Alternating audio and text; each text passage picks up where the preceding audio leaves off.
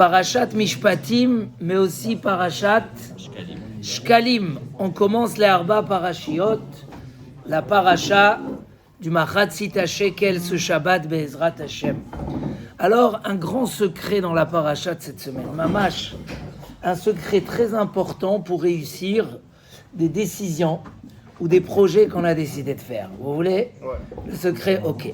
On va commencer par ce serviteur qui, après 6 ans de servitude, donc évidemment, on a beaucoup expliqué plusieurs fois que quand on parle de servitude dans la paracha, c'est pas l'esclavage qu'on connaît dans le monde, c'est un esclavage d'un niveau incroyable, ou tout simplement c'est une réinsertion pour un homme qui a volé et qui n'a pas de quoi payer, le Bédine le vendait pour 6 ans, ou un homme qui vit dans la rue, qui n'a pas de quoi vivre, qui va et qui demande au Bédine de le vendre, et la personne qui l'a acheté se prenait plus de charges pour s'occuper de lui que ce qu'il obtenait comme travail. C'est-à-dire la personne devait travailler chez lui, mais il devait s'occuper de lui autant qu'il s'occupe de soi-même. S'il achète un matelas d'Onopilo, il doit lui acheter la même chose. Auto d'avar, Tosfot il dit même, si tu as un seul coussin, tu es obligé de donner à lui, parce que tu ne peux pas le dévaloriser, le montrer qu'il est moins bien que toi. C'est énorme, et c'est pour ça que ça arrivait, qu'un esclave il disait « Ahavti et Adoni ». J'aime mon maître, je veux rester. Comment ? La Torah ne parle pas de cas isolés, elle parle d'un cas qui peut arriver. Cet homme-là, tout simplement, il a tellement kiffé ce programme, hein, ce confort et ce programme, que tout simplement, il dit « je veux rester ». Il veut rester à vie. Et la Torah ne lui donne pas de rester à vie, elle dit jusqu'au Yovel. S'il reste 20 ans jusqu'au Yovel, 20 ans, s'il reste 30 ans, le Yovel, tous les 50 ans, le cycle des 50 ans qu'il y avait en Eretz Israël. Mais ça veut dire que vraiment l'esclave pouvait se trouver dans un confort extraordinaire. Il dit, et là on lui perçait l'oreille pour lui dire qu'il fait une erreur. La première, pour quelqu'un qui a volé, il dit Rashi, pour lui rappeler ce qu'il a écouté au Mont Sinaï qu'il ne fallait pas voler. Et il a transgressé, donc on lui fait un rappel. Et pour celui qui s'est vendu, c'est celui-là que je veux m'arrêter dessus, un homme qui n'avait pas des moyens et qui s'est vendu, on veut lui rappeler qu'on est les Avdei Hashem. Hashem t'a fait sortir, tu as entendu, Kili Bene Israël Avadim. On est Avdei Hashem, pourquoi tu choisis un autre maître ? Alors on le perce pour lui dire, voilà, tu fais une erreur d'aller choisir un autre maître. La question elle est, mais pourquoi c'est contradictoire d'être serviteur et Eved Hashem ? Mais ce juif-là, il continue à faire toutes les mitzvot. Il va au Beth HaKnesset, il fait la tefila, juste qu'il est engagé au travail chez son maître. Alors quelqu'un qui n'arrivait pas à organiser sa vie, pourquoi tu dis non ? S'il est serviteur de quelqu'un, il ne peut plus être serviteur d'Hachem. Alors, pourquoi ? Il était dispensé d'aucune mitzvah par rapport à un juif normal. C'est un juif normal qui doit faire toutes ses mitzvot. Alors pourquoi on lui reproche et on lui dit « Non, tu sais, tu es en train de faire une erreur. On est sorti d'Égypte pour être Avdei Hashem. » Qu'est-ce que ça veut dire Avdei Hashem ? Ça me rappelle aussi ce qu'il dit Rav Yerucham et beaucoup d'autres, que celui qui croit que le souvenir de Yetziat Mitzrayim et qui raconte Yetziat Mitzrayim en pensant que c'est juste un remerciement et juste renforcer la Emouna, il n'a pas fait la mitzvah. C'est quoi la mitzvah de Zchirat Yetziat Mitzrayim ? C'est Avdout, c'est se rappeler qu'on est Avdei Hashem. Qu'est-ce que ça veut dire cette notion de Avdei Hashem ? Alors, j'ai vu une idée extraordinaire dans le Beth Halevi. Dans le Beth Halevi, j'étais comme ça dans une ville à 2 heures de Paris, et j'ai ouvert un livre et je suis tombé sur une chose que j'ai déjà dit plusieurs fois, mais la revoir dans le livre, c'était encore très intéressant. C'est le Beth Halevi, il dit comme ça, à la fin de la paracha, Moshe Rabbeinu, la fin de la paracha revient sur Matan Torah. Et elle dit que Hachem, il a proposé au Bnei Israël, Naaseh, il leur a proposé la Torah. Et les Bnei Israël, qu'est-ce qu'ils ont répondu ? Naaseh venishma. On écoute et on va faire. Waouh, c'était la plus grande qualité du Klal Israël, comme a dit la Gemara. Tous les nations, ils ont dit, c'est quoi, comment, machin. Ils n'ont pas mérité. Israël a dit Naaseh venishma. On a même considéré que c'est le secret des anges qui a dévoilé à mes enfants le secret des anges. de dire je fais et après tu m'expliques. Il demande le Beth Halevi une question très intéressante. Il dit mais on trouve dans le Rambam qu'un homme qui s'engage ou qui fait un kinyan, une acquisition ou quelque chose, ou il veut acheter quelque chose mais on ne sait pas c'est quoi la limite. Tu t'engages à acheter un produit que je vais créer, tout ce que je vais créer. Puisqu'il n'y a pas de limite, le kinyan, il est annulé. Pourquoi ? Un kinyan, une acquisition, un engagement, c'est sur quelque chose que l'esprit est d'accord, accepte et rassuré. Ce qu'on appelle dans le langage de la Gemara, comment on appelle ça, Shimon ? Gmirut da'at. Le kinyan, quand tu vois sous la choupa, on fait le kinyan au khatan, c'est que l'action, elle vient concrétiser ce que tu as décidé. Il faut gmirut da'at, être sûr que tu es... Maintenant, des fois, un homme, dans sa tête, il pense des choses, mais il les a pas bien.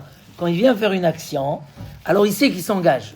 D'accord ? Et quand on s'engage, alors, mais quelque chose que tu sais pas, c'est quoi sa limite ? Alors, tu sais pas, c'est un engagement stam. C'est pas valable. Quand les Bnei Israël, ils ont dit Naaseh Venishma, tu entends, Michael, quelle est la force du Naaseh Venishma ? Mais ils se sont engagés sur quelque chose qui ne savent pas ses limites. Et c'est pas un engagement, il n'est pas valable. Comment Akadosh Baruch Hu, il a accepté cet engagement ? C'est une question, j'aime bien à Shavuot, la poser au Bachurim, à la Yeshiva, et ça commence, chacun il essaye de donner une réponse. Tu as compris la question ? Comment le Naaseh Venishma était valable alors que c'est un engagement sur quelque chose qui n'a pas de limite et de définition ? Et il répond le Beth Halevi. La vraie réponse, c'est ils ne se sont pas engagés sur des détails, ils ne se sont pas engagés sur des mitzvot, ils se sont engagés d'être Avdei Hashem. Et un serviteur, il doit tout faire. Il n'y a pas limite, pas limite. Tout ce qu'on va te demander, tu dois faire.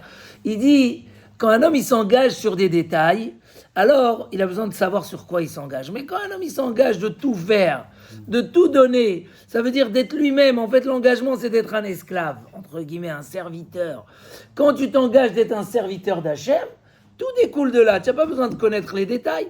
Comme à l'époque, quand on achetait un esclave, tout simplement, il devait faire tout ce qui est dans les règles. Oh, si c'est comme ça, on découvre une différence énorme dans nos engagements dans la vie. Quand tu t'engages sur des détails, alors tu as besoin de savoir avant, tu as besoin de décider avant, tu as besoin de savoir si tu es capable. Mais quand tu t'engages sur un ensemble, c'est toi qui s'engages à tout faire au mieux, à se surpasser, à accepter tout. Donc il n'y a plus de questions. Là, on ne calcule plus les détails. Là, c'est un secret extraordinaire. Souvent, on n'arrive pas à faire ce qu'on veut faire parce qu'on a besoin chaque fois de réfléchir à nouveau. Oui, non, etc. Mais quand tu as accepté la chose dans sa généralité et tu t'es engagé, toi, ta personne, à faire et à suivre ce chemin-là, il n'y a plus de questions, ça va tout seul. Et de là l'importance de suivre les règles. Là, par exemple, je vais amener l'exemple du chesed ou du pardon, d'un homme qui se fâche pas. Si chaque fois quand tu as vexé, ou quand tu as manqué de respect, ou que ta femme t'a mal parlé, si chaque fois tu dois réfléchir à nouveau, si être un homme qui pardonne, qui laisse passer, ou qui comprend, ou qui n'est... Si chaque fois tu as besoin, c'est très très dur. Et souvent les gens ils disent « Combien ? Ça veut dire « Je suis pas prêt, il y a des limites. » Un homme il a besoin de savoir combien il est d'accord. Mais un homme qui a décidé d'être un homme qui se vexe jamais. Comme il a dit le Chazon Ish, chez nous à la maison, on ne sait pas c'est quoi le mot se vexer. Les akpid, dans notre, comment on va dire, dans notre, pas mélone, nous dans le mélone, dans notre, oui, dans le dictionnaire, chez nous il n'y a pas le mot makpid, je me fâche. Parce que c'est une décision chez nous de ne jamais être makpid. Un homme qui rentre dans cet esprit-là, gamin, il a fini. Dans des questions de Shlom Bayit, il m'est arrivé de conseiller, j'ai même un rave important qui m'a demandé sur un couple, est-ce que leur conseiller de continuer ou ça sert à rien, etc. Je lui ai dit, regarde, dans cette hypothèse, s'il décide d'être un chiffon, il peut vivre heureux. Mais s'il décide pas d'être un chiffon, c'est pas possible. C'est dur ce mot-là. Mais il y a des cas où c'est tellement compliqué qu'il y a pas, tu peux pas arranger, parler à lui, parler à elle, parler à lui. Elle est comme ça, Nigmar. Ou je lui ai dit, je connais des gens, ils ont décidé, c'est elle qui décide tout. bout de chiffon. Alors, j'ai pas dit que c'est le chemin, mais quand on est déjà engagé et quelqu'un il est dans cette hypothèse, ben, la même chose des fois pour une femme. Si elle accepte tout, nigmar. Parce que quand il y a des situations, si tu acceptes pas tout, alors tu n'en sors pas. Mais à partir du moment où tu as accepté, un homme qui a décidé, moi je ne veux jamais me fâcher avec qui que ce soit, qui m'ait manqué de respect, qui soit ingrat. Alors quand l'épreuve elle arrive, elle est dure.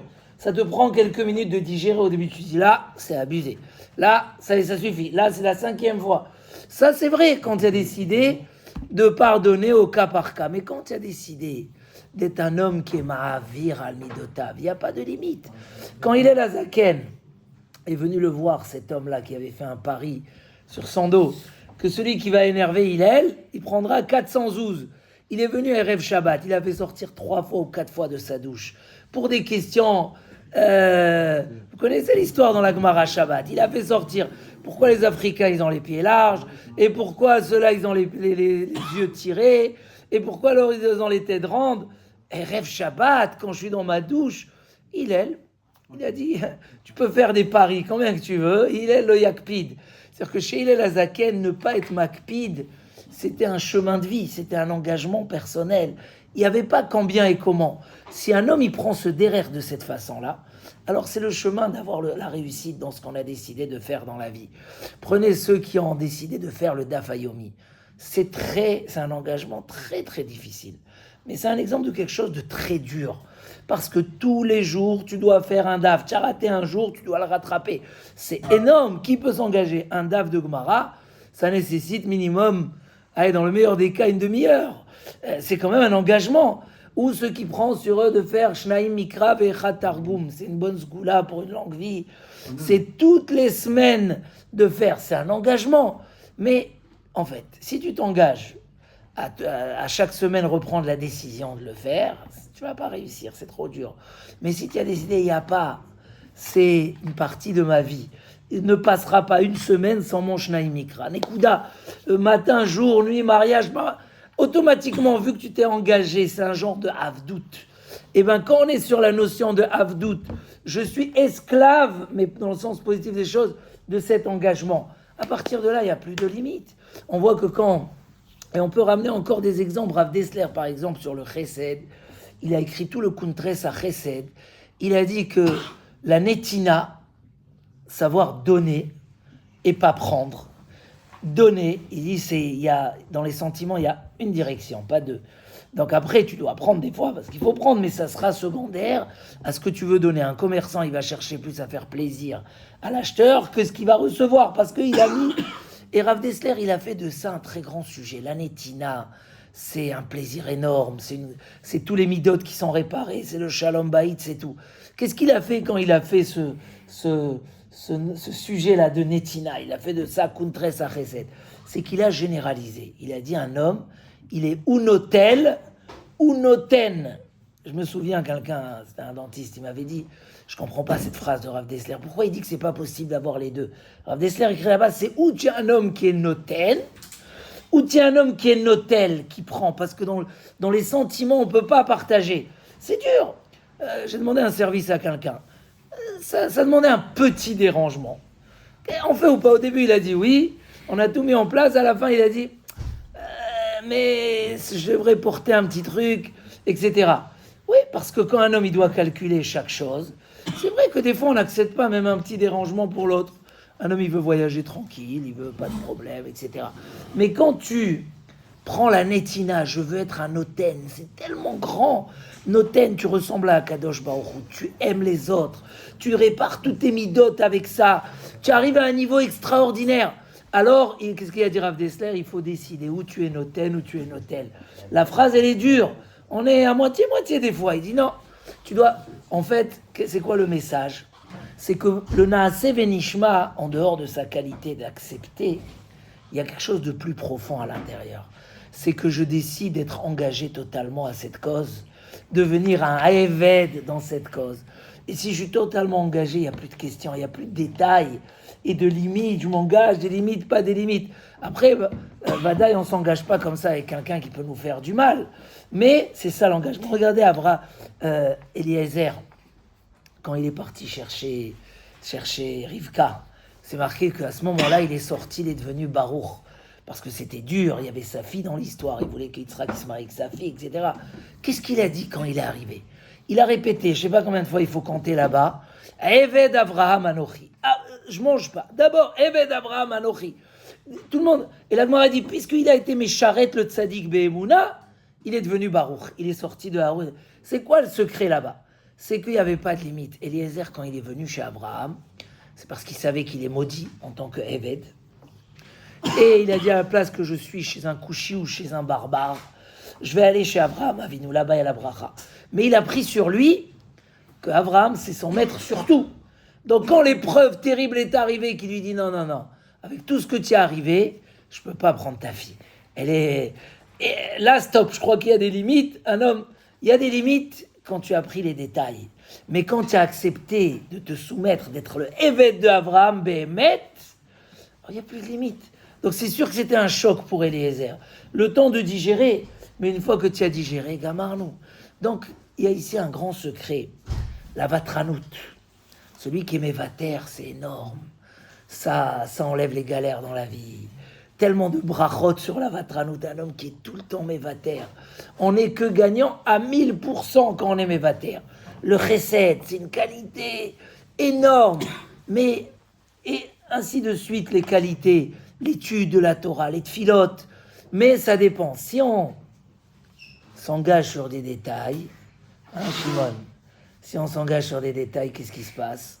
Alors chaque fois, il faut recalculer. Chaque fois, il faut machin. Un homme, il te dit, stop. Moi, j'étais mévater 2-3 fois. Mais la 4e, ça, il a abusé. Mais tu n'es pas mévater pour lui. C'est pour toi que tu es mévater. C'est toi qui as décidé d'être l'homme du vitour, l'homme de la grandeur, celui qui laisse passer. C'est toi. Mais ça dépend. Le c'est toi, il se fait quand un homme il a décidé de prendre cette qualité, d'être le serviteur de la qualité parce qu'il veut la grandeur. Mais quand un homme il s'engage, Tfila Betsibour, tu as ceux qui vont tous les jours, peu importe où ils sont, et tu as ceux que chaque fois c'est une question, j'y vais ou j'y vais pas. Et en principe, celui qui sait j'y vais ou j'y vais pas, il rate 60%, et peut-être même un jour il arrête d'aller, parce que c'était un combat qu'il fallait remettre en place perpétuel, il fallait tout le temps remettre. Et un homme, il se fatigue, il n'est pas... Si tu as pris le derer, on voit que les psukim, ils ont beaucoup parlé de derer. Hein? Orene aler, orene Hashem darkecha. La Torah, c'est un chemin. Veodata lahem et ta derer. Pourquoi un derer? Parce qu'un derer, il est déjà tracé.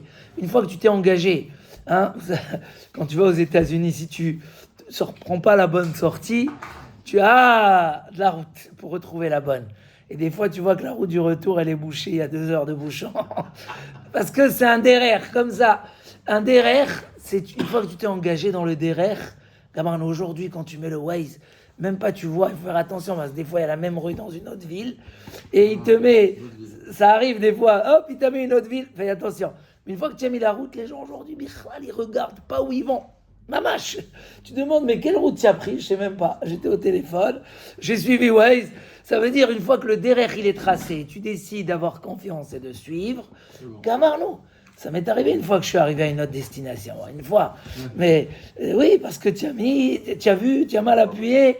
Ou des fois même, c'est pas là. Tu n'as pas pris la bonne route, mal à saute. Mais savoir que, oui. Cette décision, elle est automatique ou ça nécessite un travail, un combat? Se dire ça y est, je vais faire. Alors ça dépend. Pour quelqu'un qui est dans une madriga très élevée, alors naturellement il se sent Eved Hashem, Eved Avrom, donc automatiquement ça se met en place. Mais quand on prend une décision nouvelle et qu'on veut pas qu'un homme il a décidé d'étudier ça ou de prendre sur lui cette mitzvah ou de faire ça ou être un homme des midot, l'homme est chané. Là il y a besoin d'un travail, de se rappeler, de se dire, on appelle ça, je dis, c'est pas une décision sur un marassé, c'est une chita. Chita, ça veut dire c'est déjà un chemin de vie. Pour moi, c'est une chita de vie. Si c'est une chita, alors gamarnou, je me pose plus la question chaque jour, est-ce que je refais ou pas? Et donc pour ça je dis que c'est un très grand secret, ce qu'il dit le Beth Alevi. C'est un très très grand secret qui peut expliquer pourquoi des fois on réussit pas des choses et des fois on les réussit à la merveille. Pourquoi des fois... Parce que c'est un derrière, c'est une chita. Et quand je vous ai dit dans Shlom Bayit, des gens qui n'avaient aucune chance de résister, parce que la balance, elle était trop lourde et ingérable. Et ils ont quand même réussi parce qu'ils ont décidé, c'est où j'accepte, merde rouge. Donc c'est plus chaque fois qu'on m'a crié, qu'on m'a dit, non, j'ai accepté, Kol asher tomar elecha Sarah, shma bekola, gamarnou. Parce que des fois c'est comme ça, c'est pas, il n'y a pas de négociation. La personne en face, elle est innégociable. Alors, tu as décidé Kol asher tomar, ça marche. Tu n'as pas décidé Kol asher tomar. Donc chaque fois tu dois redécider. À un moment l'homme il craque. Moi quand les gens ils disent j'en peux plus ou des choses comme ça, tout de suite je vois ce mahalach sur beaucoup de choses. Ça veut dire ça y est, combien on peut. Le combien, c'est parce que tu es dans le calcul. Mais quand on ne calcule pas, il n'y a plus de combien. Tout simplement, il y a par exemple des gens quand ils marient leurs enfants, etc. Les enfants, chaque chose, ils doivent négocier avec les parents. Ah non, ça coûte cher. Pourquoi, machin, chaque chose, des fois, le khatan ou la kala n'en peuvent plus. Ils disent, allez, leur pas des... Quoi, je leur demandais aussi les magnets. Ah, ça va être 2 heures de discussion et d'écrire des machins. Laisse tomber. Ou le khatan kala, ils disent, allez, c'est moi qui paye Vénigmar à Sipour, etc. Mais tu es chez des parents, colle tout ce que tu veux, moi je veux le mieux pour mes enfants. C'est juste un exemple, c'est pas pour dire quel chemin est mieux, mais c'est quand on est dans le col, alors on est dans un autre chemin. On voit qu'on met tous les matins les tefilines. Et la raison des tefilines, c'est quoi? Harinim sha'abed, an shama ve'amoach, la kadosh baruch hu. Pourquoi on met keneged? Pour les sha'abed, c'est quoi le langage là-bas du Yeratson? Voilà, là-bas c'est marqué les sha'abed. C'est quoi les sha'abed, nous? Qui c'est qui a le nosach, les tefilines? Il est magnifique. Tu l'as le Hiratson quand on dit dans les tefilines, que c'est bien de dire tous les matins. Je peux vous le taper, vous voulez que je donne quoi? Le Hiratson qu'il faut dire quand on met les tefilines. V'arinim sha'abed an shama l'akadosh baruch hu shehi bamoach. V'gam alev, shehu ikar ha'ta'avot ve'hamachshavot, ubazeh. Je suis msha'abed. Le cœur, la neshama qui est dans le moire, et comme ça je suis mekabel tout. Alors, pour un petit peu terminer ce sujet-là, quand on revient chez l'esclave, c'est vrai que l'esclave, il va continuer à faire sa Torah et ses mitzvot. Donc la question c'était pourquoi il faut lui percer l'oreille et lui dire non, on est Avdei Hashem. Parce que c'est vrai qu'il va les faire, mais il va les faire comme des détails. Il doit à chaque fois réfléchir, est-ce que son maître il est d'accord? Est-ce qu'il lui permet d'aller à la tfila? Est-ce que il est d'accord, il n'est pas d'accord? Il est engagé à quelqu'un d'autre. Donc voilà. Voilà, mais je peux là, il t'a mis le très très lent. Varinim Shabed, il a mis qu'un morceau. Non, il est. Donc, on lui dit, on perce. Vraiment. Voilà. On se rappelle que Akadosh Baruch Hu, il a le koach et la même shala ba'elyonim ou ba'tartonim la va'areni mesha'abed la Akadosh Baruch Hu et anshama shehi bamoach. J'engage la neshama qui est dans mon cerveau, donc je mets sur la tête. Ve'alev et le cœur shehu ikar ha'ta'avot ve'hamachshavot, le cœur où il y a là-bas l'essentiel des pensées et des désirs. Et avec ça, je me rappelle d'Hachem et je contrôle mes désirs. Ça veut dire, c'est les tefilines, c'est carrément on attache pour être Mesha'abed, Areni Mesha'abed. Parce qu'un homme, s'il n'est pas Mesha'abed, alors il va être amené. Mesha'abed, ça vient du mot assujettir. C'est Avdout, c'est une servitude. C'est pour ça que Yetziat Mitzrayim, c'est pas juste la Emouna, c'est Avdout. La notion de Avdout, c'est une notion extraordinaire. Si on veut réussir n'importe quel projet, même au niveau matériel. On a parlé de la Parnassa dans cette semaine, celui qui a volé le taureau, il paye 5, plus que le mouton, parce que dans 5, il a dérangé son maître à travailler. Pour la Torah, c'est important que le maître a besoin de travailler. Là aussi, on a dit que 4 choses, 4 choses il faut renforcer tous les jours. Torah, Tfila, Maasim Tovim, et derech eretz, le travail. Des fois aussi dans le travail, un homme il va, et il est atzlan, il est fainéant, chaque chose il doit décider. Il n'y a pas, tu es rentré au travail, oublie, mets-toi, Adasof, Nigmar. Quand un homme il est engagé à Adasof, les choses y vont. Quand un homme il doit dire, je m'y mets, je m'arrête, je commence et je m'arrête, Ensof la batala. Et surtout, Beruch Niou dans le spirituel, quand on prend des décisions, quand quelqu'un il voit que ça marche pas, la raison c'est tout simplement Avdout. Avdout, il n'y a pas, je me pose pas la question tous les jours.